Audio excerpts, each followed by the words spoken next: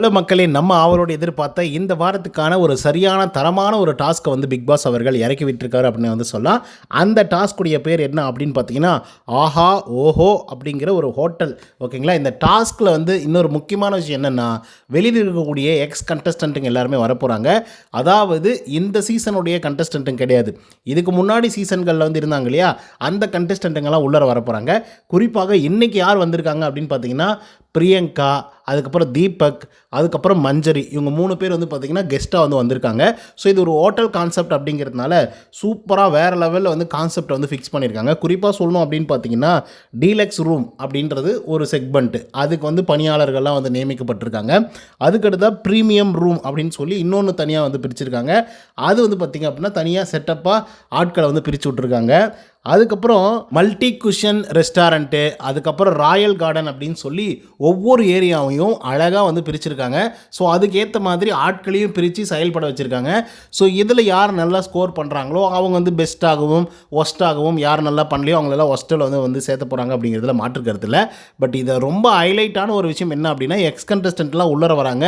அவங்க இங்கேயே தங்கி டாஸ்க் வந்து விளையாட போகிறாங்களா, இல்லை வந்து ஒவ்வொரு நாளைக்கும் புது புது கண்டஸ்டண்ட்டுங்க, அதாவது எக்ஸ் கண்டஸ்டண்ட்டுங்கெலாம் வரப்போகிறாங்களா அப்படிங்கிறது நம்ம பொறுத்திருந்து தான் பார்க்கணும். பட் எனிஹாவ் இது ரொம்ப இன்ட்ரெஸ்டிங்காக தான் வந்து இருக்க போகுது. ஏன்னா லாஸ்ட் சீசனில் இந்த ஹோட்டல் டாஸ்க் வந்து இன்ட்ரடியூஸ் வந்து பண்ணியிருந்தாங்க. பட் அது பெருசாக வந்து இல்லை அப்படி தான் வந்து சொல்லி ஆகணும். ஏன்னா அவங்க என்னமோ ப்ரீமியமாக ஃபீல் பண்ண வைக்கிறதா இருக்கட்டும், அந்த ஹோட்டல் கான்செப்டை உள்ளே கொண்டு வரதா இருக்கட்டும், அதெல்லாம் இருக்கிறதுலே ரொம்ப மோசமாக தான் வந்துருந்தது. லாஸ்ட் சீசன்லேயே அந்த டாஸ்க்கை பொறுத்தவரையிலும் பெருசாக ஹிட்டெல்லாம் கொடுக்கல. ஸோ அப்படிப்பட்ட ஒரு டாஸ்க்கு கூப்பிட்டு வந்து அதுக்கு பேரெல்லாம் கொஞ்சம் மாற்றி வேறு மாதிரி ஒரு கான்செப்டில் வந்து கொண்டு வராங்க. பட் இது வந்து எந்த அளவுக்கு ஒர்க் அவுட் ஆகும்னு எனக்கு வந்து தெரியல, நிஜமாகவே நான் வந்து சொல்கிறேன். ஏன்னா அதுக்கு முன்னாடிலாம் இப்போ தான் வந்து பிக் பாஸ் சீசன் 9 புது சீசன் வந்து ஆரம்பிச்சிருக்கு அப்படின்னு சொல்லி நேற்றுக்கு தான் பிக் பாஸ் அவர்கள் வந்து சொல்லியிருந்தாங்க. இதுக்கப்புறம் எல்லாருமே இண்டிவிஜுவலாக தான் கேம் ப்ளே பண்ணணும் அப்படின்ற லெவலுக்கு வந்து சொல்லியிருந்தார் இல்லையா. ஸோ அப்படி இருக்கும் பொழுது இண்டிவிஜுவலாக கேம் என்ன மாதிரியான ஃபிக்ஸ் பண்ணுமோ அந்த மாதிரிலாம் பண்ணியிருந்தாங்கன்னு வச்சுக்கோங்களேன், அது ரொம்ப அழகாக இருந்திருக்கும்.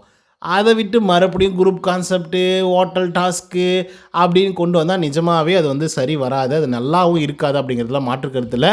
சும்மா என்டர்டெயின்மெண்ட்டுக்காக பார்க்கலாம் அப்படின்னு நினச்சிக்கினா கூட பெருசாக எந்த என்டர்டெயின்மெண்ட்டும் இருக்காது.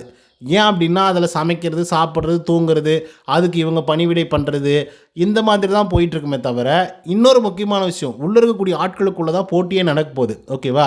அதிலே வந்து இவங்க கெஸ்ட்டாக, அதாவது ஒரு சிலர் வந்து கெஸ்ட்டாகவும், இப்போ லாஸ்ட் சீசனில் வந்து நடந்துச்சுங்களே அந்த கான்செப்ட் மாதிரி ஒரு சிலர் வந்து கெஸ்ட்டாகவும், ஒரு சிலர் வந்து வேலை ஆட்கள் மாதிரி இருந்திருந்தாங்க அப்படின்னா கான்செப்ட் இன்னும் நல்லா இருந்திருக்கும். அதில் நான் வேலை செய்ய மாட்டேன் அப்படின்னு சொல்லி அடிச்சுக்கிறது, உடச்சிக்கிறது அப்படின்னு சொல்லி சில விஷயங்கள்லாம் வந்து நடந்திருக்கும்.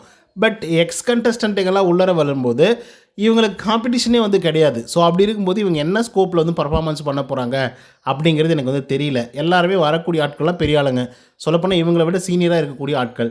ஸோ அவங்கள வந்து அஃப்கோர்ஸ் நல்லபடியாக தான் கவனிச்சுப்பாங்க. ஸோ இதனால் பெரிய கண்டென்ட்லாம் வராதோ அப்படின்ற மாதிரி தான் வந்து தோணுது. அதை நம்ம பொறுத்துட்டு தான் பார்க்கணும். ஓகே கைஸ், இதை பற்றி உங்களோட கருத்துக்கள் என்ன அப்படிங்கிறத கமெண்ட்ஸில் வந்து சொல்லுங்கள். இந்த வீடியோ பிடிச்சிருந்தால் லைக் அண்ட் சப்ஸ்கிரைப் பண்ண மறந்துடாதீங்க. நன்றி, வணக்கம்.